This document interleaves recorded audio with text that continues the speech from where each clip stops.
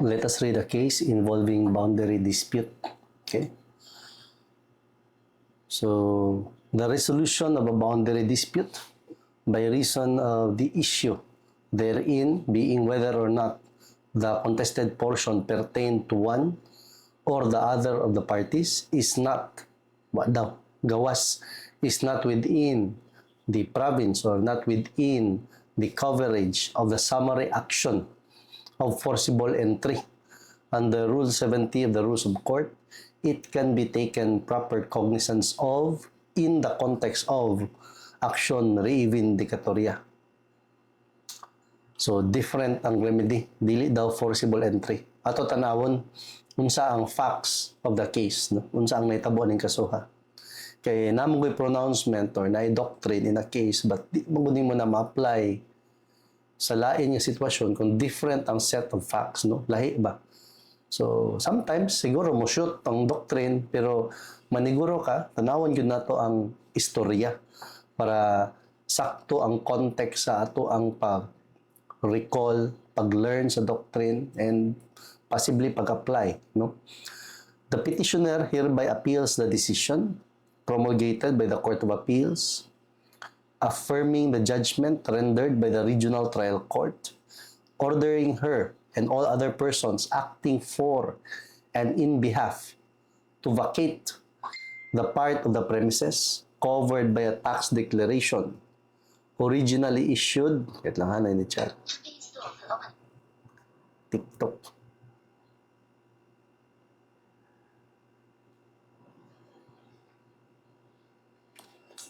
So, ang yuta diri so far, more tax declaration na siya, walay titulo, no? Kay ang gi-refers, ang document nga gi-refer diri is only tax declaration. Wala may naka-mention sa decision nga titled, no? So, there was an order, no? Ordering her and all other persons acting for and in her behalf to vacate the part of the premises covered by a tax declaration originally issued in the name of the heirs of Socorro Lim and to turn over its peaceful possession to the respondents.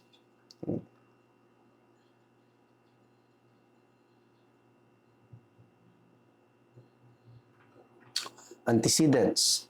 The factual and procedural antecedents of the case are summarized as follows by the Court of Appeals. This case emanated from an action for forcible entry with prayer for issuance of writ of preliminary injunction filed by herein respondents, heirs of Rimberto Lim against petitioner Martinez. Respondents are the heirs of Lim who, during his lifetime, owned, possessed, and cultivated a parcel of land, no, located somewhere in the Philippines, covered by tax declaration. Adjoining Rimberto's land is the land of his brother, Jose. No? So, adjoining Rimberto's land is the land of his brother, Jose. So, sikbit. No? Ang kasikbit siyang yuta. Registered under an OCT. It is worthy to note that per the technical description in the said title, the property is bounded on both the east and west by the properties of the heirs of Socorro Lim, which were later on acquired by the late Rimberto Lim. Okay. As it happened, Jose sold his land covered by an OCT, original certificate of title, to a certain medalla, who thereafter subdivided the same into two smaller lots, designated as lots 1 and 2. Lot 2 was further subdivided into 9 smaller lots, this time designated as lots 2A to 2I. A, B, C, D, E, F, G, H, I. Okay. So, 9 resultant lots, no? 9 smaller lots.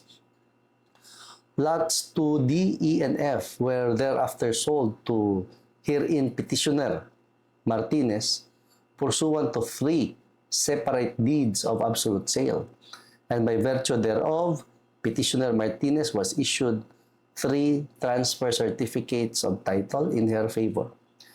Later, petitioner Martinez and her father entered into the property and uprooted some of the acacia mandium trees that were previously planted thereon by the late Remberto Lim and his son, yung anak si Alan. To further delineate their claimed property, petitioner fenced the same and placed signs thereon that read, "No trespassing. Notice, this property is owned by the Martinez family." Now then, claiming that petitioner had unlawfully encroached into a portion of their property, respondents through counsel sent a demand letter to petitioner demanding that she immediately remove the fence that she built on respondent's land, as well as to turn over peaceful possession of that portion of property that petitioner intruded into.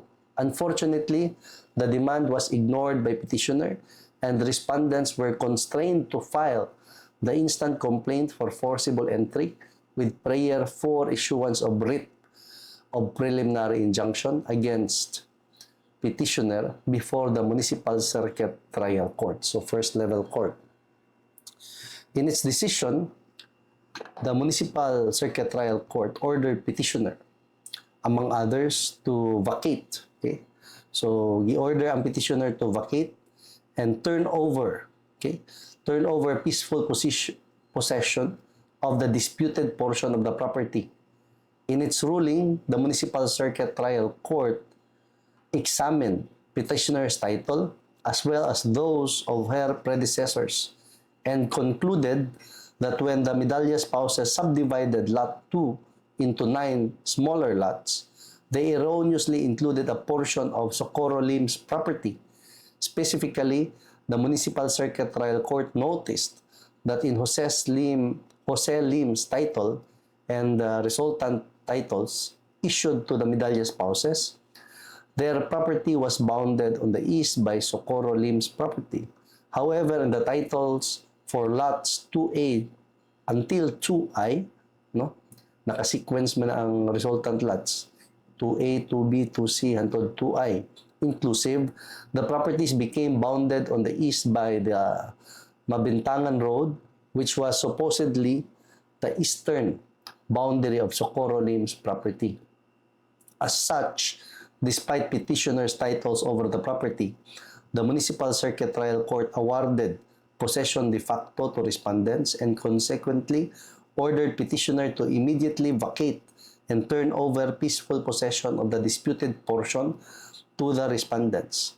On appeal by petitioner, the Regional Trial Court affirmed in full, in toto, the disposition of the Municipal Circuit Trial Court. Petitioner then filed a motion for reconsideration thereof, but to no avail. The petitioner timely filed an appeal. What is the decision of the Court of Appeals? In the now assailed decision, the Court of Appeals opined that in ejectment cases, the better right of possession was primarily associated with a party who could prove prior physical possession of the property in dispute.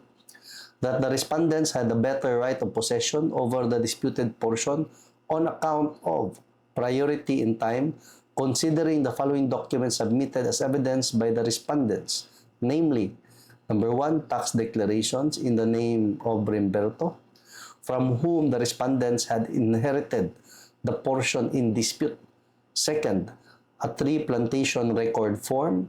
Third, the memorandum issued by the Senro certifying that the acacia mandium trees and mahogany species were planted by Rimberto's son, Alan Lim, on the land covered by the said tax declaration issued in the name of Rimberto Lim, and that it was evident that neither Jose nor the Medallas, Dorothy and Alexander, from whom the petitioner had derived her title, had dominion over the disputed portion, thus warranting the logical conclusion that said portion had been erroneously included in the titles issued to the Medallas.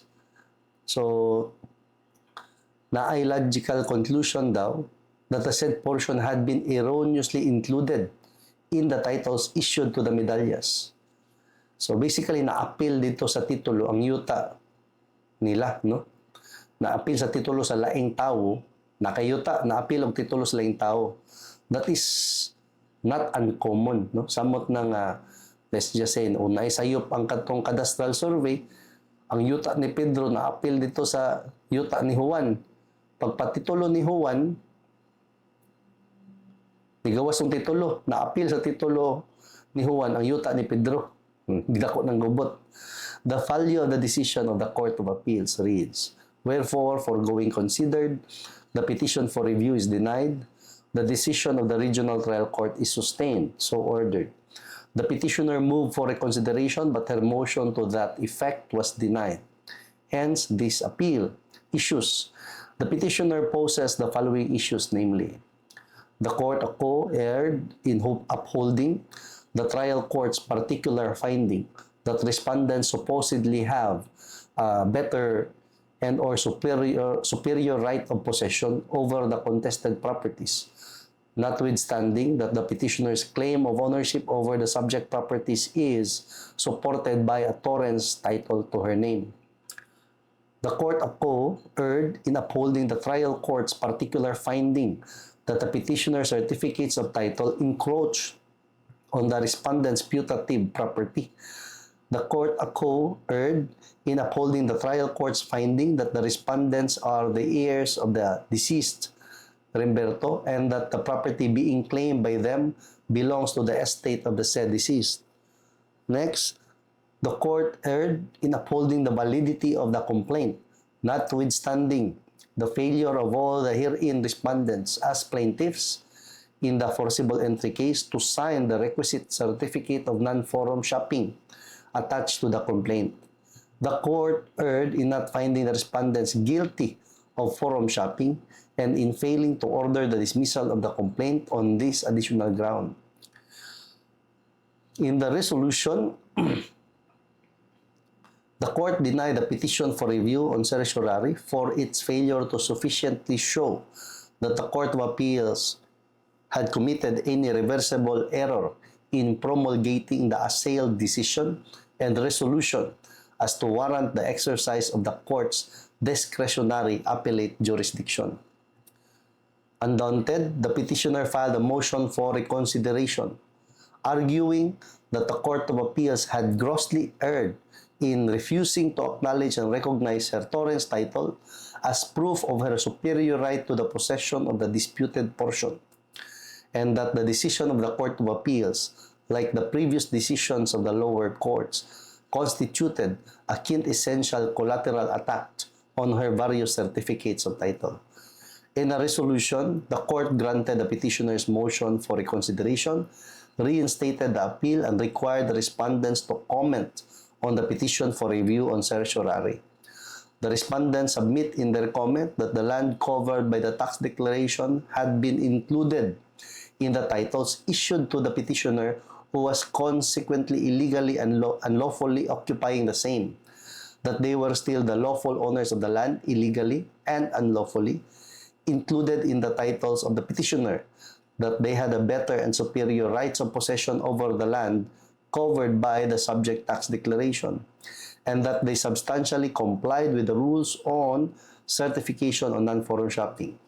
Let us read the ruling of the Honorable Supreme Court. We find merit in the appeal.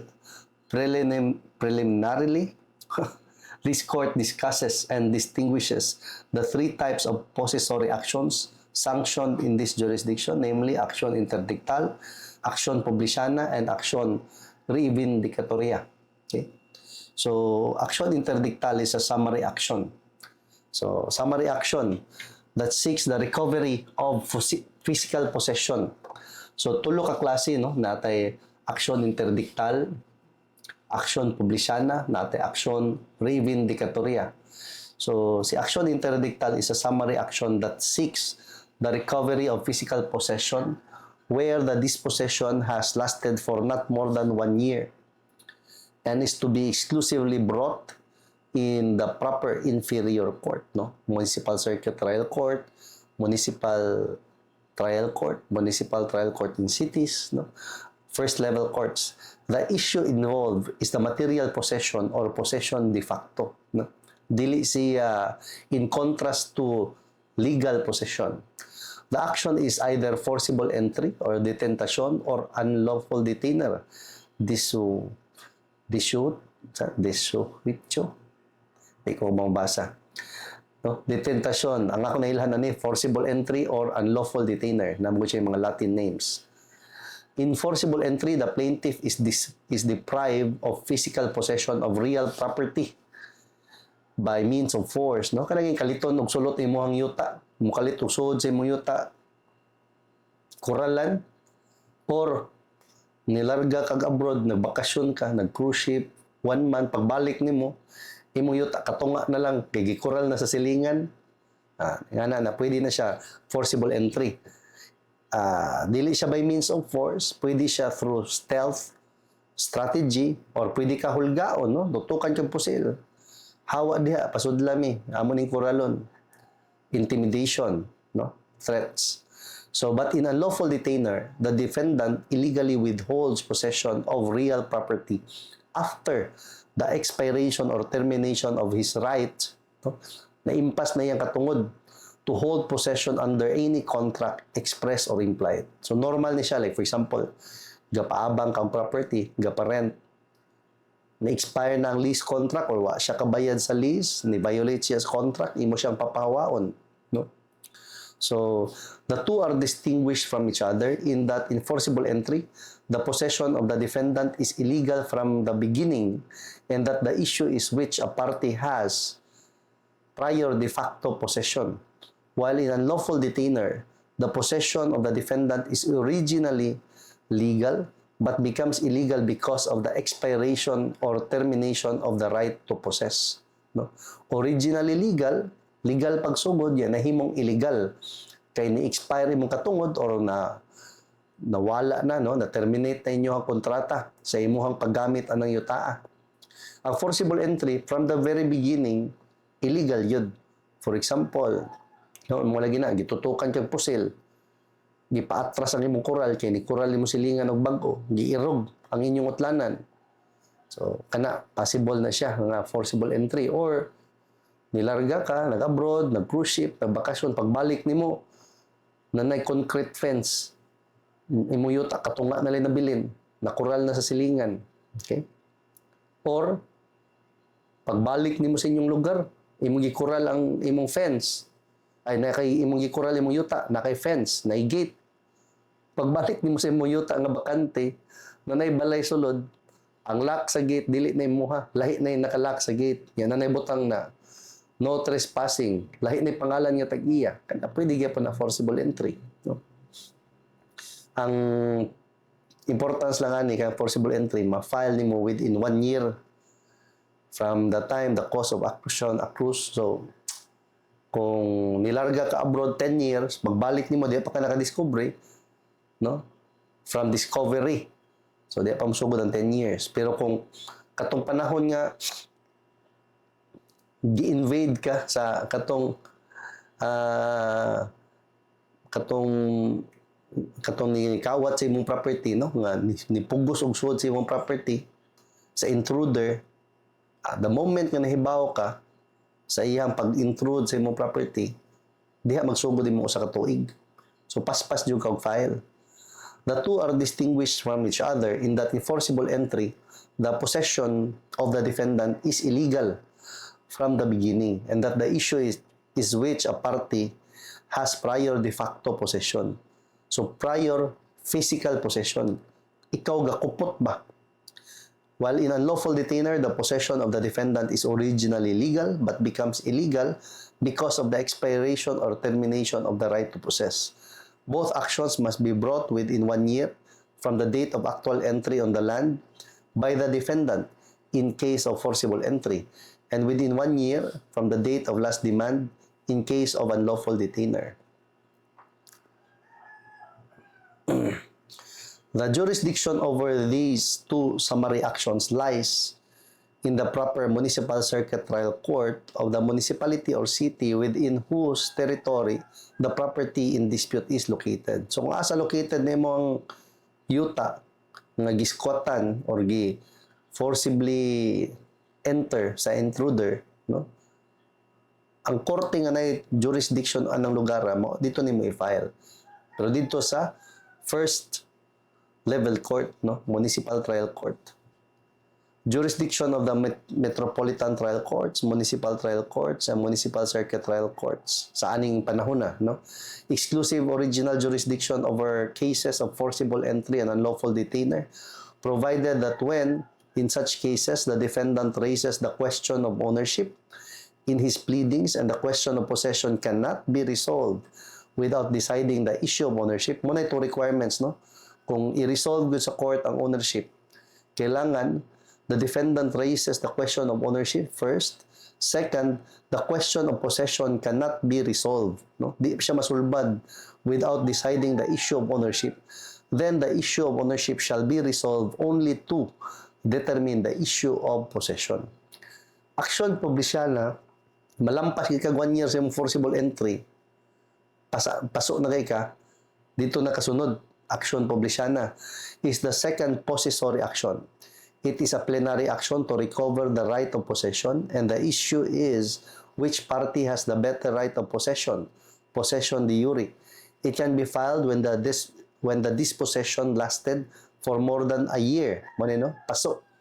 Lampas na kasao sa katuig. Nindo tong forcible entry kay summary proceeding, paspas, makakaon mo sa oras sa kaso, kanaging, let's say, plaintiff, 5 ka witness, defendant, 5 ka witness, pila ra ka hearing sa usa ka tuig, 3, 4, ya mag-resetting pa, ma-absent pang witness, ma-absent pang abogado, pila ra ka witness mo ma-present sa usa ka tuig, 2, or malas-malason jud usa, wala. So, abtan na po katuig imong kaso, napaka sa municipal trial court or sa regional trial court. So, mo na nga nindot kung within 1 year, dito ka sa forcible entry. Ang nakalisod lang na diyang lugar, ano, makatiming kag mga bakakon, nga may kay mamakak. Affidavit ramang god, di ka maka-cross-examine ba, no? Pwede lang ka mag-file or mag-submit og counter evidence. Ang problema, na may panahon niya, why CCTV, why video. Istorya niya o istorya nimo puros laway. May kito mo makak mo ang kalaban, isog kayo, di mahadlok mag-commit og perjury, false testimony. Medyo lisod-lisod. Mo'y nakanindot pod kung aksyon publisyana. Kay ordinary civil action man no? So, civil procedure ni, sumulingkod diha sa witness stand ang testigo, maka-cross-examine ka. So, kanang pagpamakat, dili ana kadali, not so easy. So, it can be filed when the disposition lasted. So, kung ang dispossession lasted for more than 1 year, no, di na siya mo shoot sa forcible entry. Diri na ka sa action publisyana. The second possessory action. It is a plenary action, no, full action to recover the right of possession. And the issue is which party has the better right of possession. Possession de jure, no? Dili na siya possession de facto. It can be filed, it can be filed when the dispossession lasted for more than a year. It is also used to refer to an ejectment suit where the cause of dispossession is not among the grounds for forcible entry and unlawful detainer, or when the possession has been lost for more than 1 year and the action can no longer be maintained under Rule 70 of the Rules of Court, no? The objective of the plaintiff in action publicyana is to recover possession only, not ownership. The last possessory action is action reivindicatoria or action reivindication. It is an action whereby the plaintiff alleges ownership of the parcel of land and seeks recovery of its full possession. The issue involved in and determined through action reivindicatoria is the recovery of ownership of real property. This action can be filed when the dispossession lasted for more than 1 year. For purposes of determining the court that has exclusive original jurisdiction over action publicyana and action reivindicatoria, Section 33.3 of BP 129 as amended expressly states, mo na yung balaod aning panahon na sa kaso. Section 33 jurisdiction of metropolitan trial courts, municipal trial courts, and municipal circuit trial courts in civil cases. Metropolitan trial courts, municipal trial courts, and municipal circuit trial courts shall exercise exclusive original jurisdiction. Dito ni mo i-file, dito magsugod, original jurisdiction, exclusive, siyara, no? Exclusive, waylain, in all civil actions which involve title to or possession of real property or any interest therein, where the assessed value of the property, dili market value, assessed value of the property or interest therein does not exceed, in this case, 20,000 pesos, or in civil actions in Metro Manila where such assessed value does not exceed 50,000 pesos, exclusive of interest, damages of whatever kind, attorney's fees, litigation expenses, and costs, provided that in cases of land not declared for taxation purposes, the value of such property shall be determined by the assessed value of the adjacent lots. So, kani siya nga balaod, mo na siya ang existing at the time nga na-file ning kasuha. Okay? The determinant is the assessed value of the property subject of the dispute, not the market or actual value thereof. Commonly nga sayop, no? Madismiss ang kaso. The assessed value of the real property is the fair market value of the real property multiplied by the assessment value. So, dili na siya parehas. It is synonymous to taxable value. In contrast, the fair market value is the price at which property may be sold by a seller who is not compelled to sell, wa gipugos, and may be bought by a buyer who is not compelled to buy, wa pud siya gipugos, no? The jurisdiction of the court over the subject matter is determined by the allegations of the complaint, irrespective of whether or not the plaintiff is entitled to recover upon all or only some of the claims asserted therein. As a necessary consequence, the jurisdiction of the court cannot be made to depend upon the defenses set up in the answer or upon the motion to dismiss, for otherwise, the matter of jurisdiction will become almost entirely dependent upon the defendant. If the nature of the action pleaded, as appearing from the allegations in the complaint, determines the jurisdiction of the court, the averments of the complaint, and the character of the relief sought are to be ascertained. Verily, the body of the complaint, not its title, fixes the nature of the action. Kaya syempre, ka na mag-file tang complaint, ang abogado, titulan man na unsay pangalan si mong kaso. Sometimes, ang title, sayop, dili mao sa unod, sa lawas sa complaint. So, the complaint for forcible entry filed by the respondents contained the following pertinent allegations to wit. Paragraph 3, that during the lifetime of the deceased Remberto, he was the owner, claimant, actual, open, adverse, and public possessor, occupant, and cultivator in the concept of an owner and against the whole world of a parcel of land containing an area of XYZ square meters, more or less, situated somewhere in the Philippines, covered by a tax declaration, and more particularly described as follows. A parcel of land located somewhere here, somewhere there, no? Designated by assessor's lot number, containing X number of square meters, bounded on the north by na lot number, on the east by another assessor's lot number, on the south, assessor's lot number. Timan-ani mo sa inang lot number, sa assessor, lahi na sa cadastral lot number, kana nasa titulo ni mga lot number. No?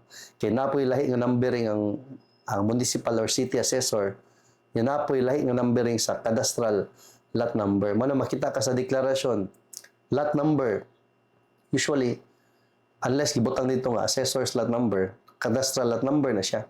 Nga sa ubos, cadastral survey number. Mo na siya ang katong number na nag-designate sa specific cadastral survey. Usually, kada lugar, na dyan ay at least one o sahay duha. Depende kung ikapilagi cadastral survey ang usa ka lugar, portion by portion. So, mo na mo makita sa deklarasyon. So, declared for taxation purposes in the name of Remberto as shown by a copy of the tax declaration.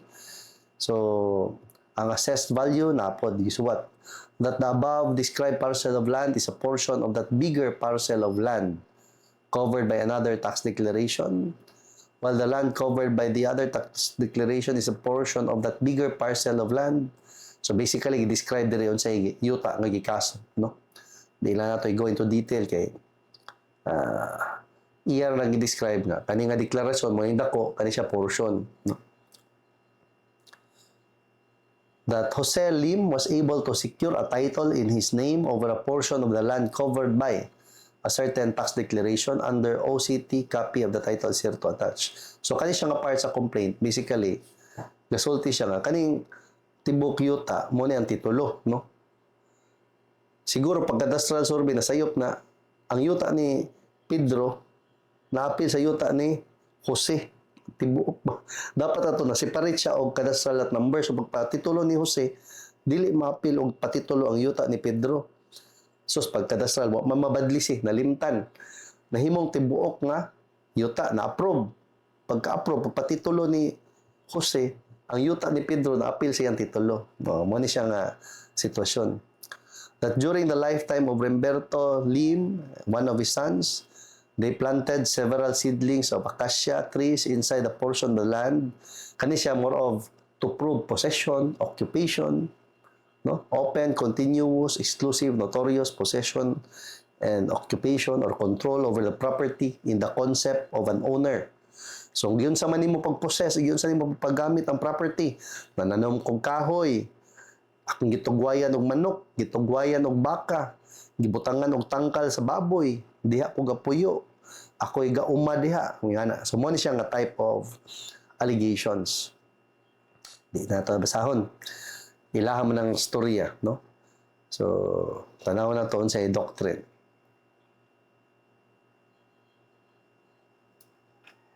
Mauro may nakataas. So, based on the aforequoted allegations of the complaint, ako na lang skip ang allegations sa complaint, ha? Ato lang balikon o basa kung mo refer diri ang decision sa Supreme Court on a specific part of the complaint na may mga provisions sa complaint nga gi-file sa plaintiff diri akong gibasa og pinaspasay. Basically ang punto ra ang yuta ni Pedro na appeal sa pagpatitulo ni Juan, mora to, no?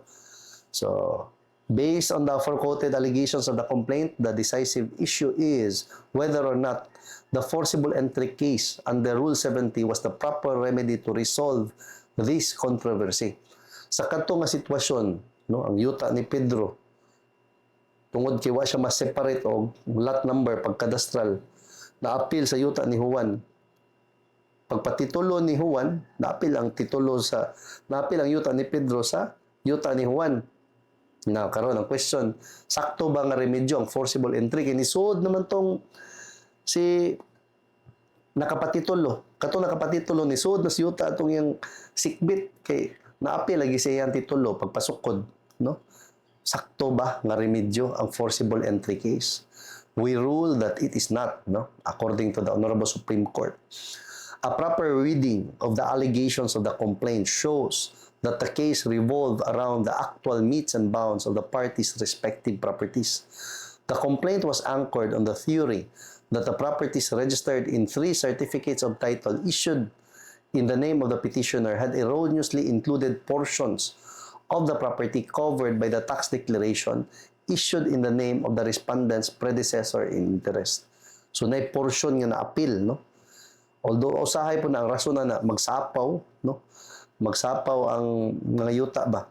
In contrast, niya common din kana magsapaw, naka sa boundary sa munisipyo, boundary sa city, no? Let's say, barangay ABC, barangay DEF, imuyuta na diya tungod, posible kayo magsapaw. Or, municipality apple, municipality banana, imuyuta na sa tunga, sa duha ka munisipyo, posible kayo magsapaw. Huwag imuyuta, ginagmay ra, mawa, no? So, a proper reading of the allegations of the complaint shows that the case revolved around the actual metes and bounds of the parties' respective properties. The complaint was anchored on the theory that the properties registered in 3 certificates of title issued in the name of the petitioner had erroneously included portions of the property covered by the tax declaration issued in the name of the respondent's predecessors in interest. In contrast, the petitioner hinged her right on the indivisibility of her torrents titles and relied on the technical descriptions of the boundaries of her properties as stated by metes and bounds contained by her titles. Thus, her answer to the complaint relevantly represented. No? Basically, iyang gisaligan na ni common man no? Ikaw, file kang kaso kay, uy, ako man yung yuta, anong imom nang giapilan og muhon, imom nang gikural og apil, tipinsas pikas. Bay, pagpalit na ko na apil na sa kuang titulo, diha nga porosyon na technical description. So, problema na, no? Although, kana usahay, guyuron mo na gamay, so magirog-irog sa nangutlanan, depende sa magsukod. Kay lain-lain og ginagamit nga reference points. So, ang iyang dipinsa nga rin, na ihang titulo, iyan ang yuta, apil na siyang titulo, no? Atong putlo ng basa siyang defense. Kaya ang punto ra, akong titulo na technical description, kana nga portion na sud na sa technical description sa akong titulo. Okay. Logically, from this set of evidences, it can be deduced that a part of the property being claimed by the heirs of Socorro had been included in the lots that were titled in the name of the defendant.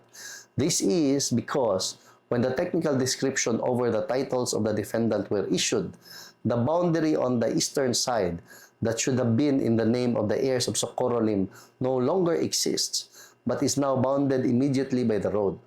Hence, plaintiffs have sufficiently established that, as predecessors in interest, they have the right to claim and possess such part of the property of the defendant which should still be in the name of the heirs of Socorro Lim as originally reflected in the previous titles of the medallas. As successor in interest of the medallas, defendant could only acquire the property of the former, which originally did not include that part of the property of the heirs of Socorro Lim, and is now the subject of this dispute. Notably, plaintiffs in this case are not claiming the whole property of the defendant, portion lang, but only that portion which should still belong to their predecessor in interest and is now covered by the titles in the name of the defendant. Naapil lang yun, naapil. Wa ta to'y labot, no?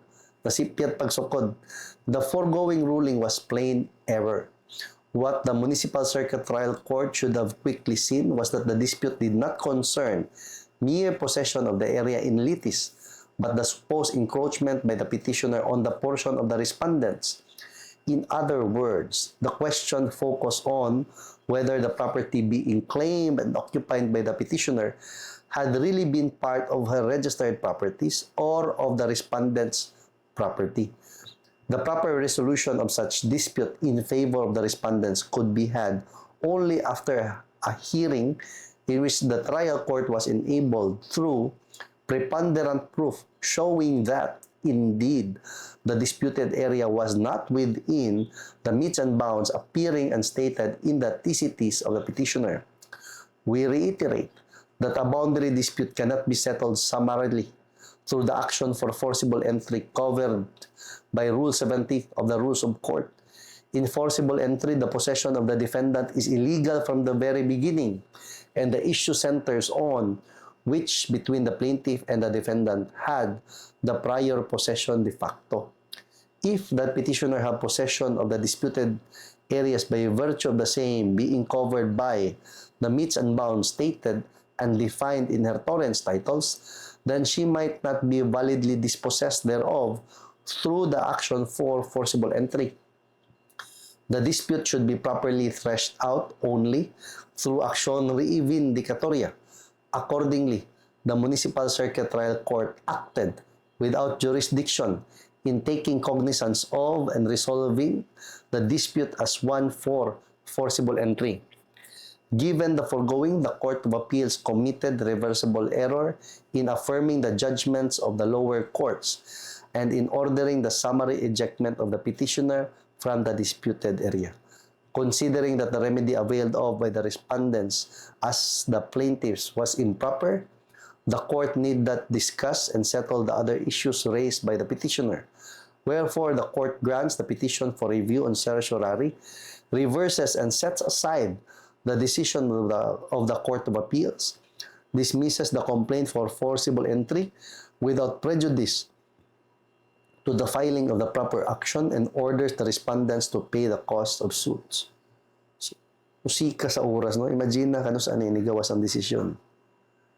Ya sa'yo pang remedy nga na-file. May nalagay, pwede ma-refile, pero imagine ang time, gasto, ang effort, nigawas ang desisyon September 2019. Na-file ang kaso, kinagsugod pa ang Municipal Circuit Trial Court, naabot ang Regional Trial Court, Court of Appeals, niya Supreme Court. Imagine, unsa nakadugay, ano kanina file?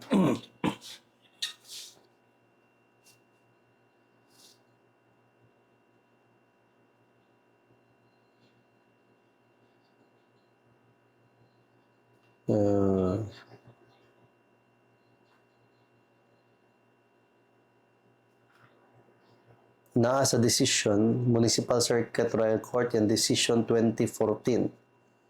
Nigawas ang kaso 2019. Paspas good. In its decision dated 2014, the Municipal Circuit Trial Court ordered petitioner, among others, to vacate. So 2014, na-file siguro ni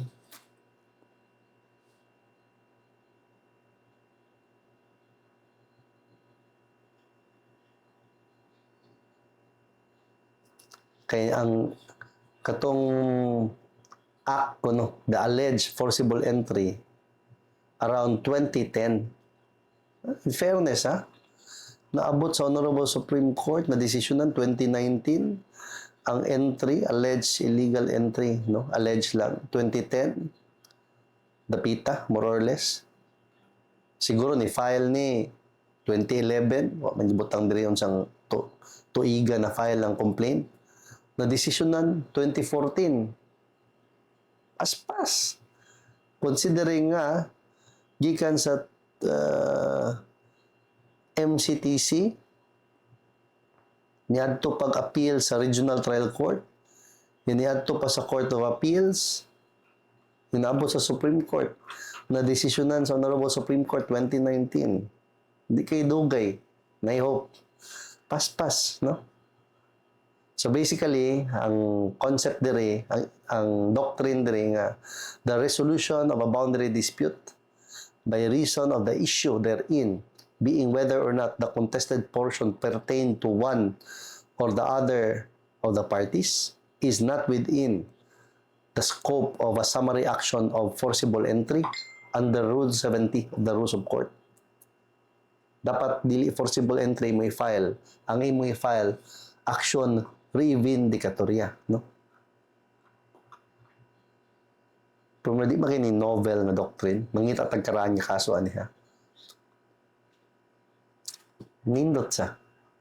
Pero at least na-clarify ba? 2019 ba nga decision? Di pa kay karaan. Okay? I'll see you in the next video.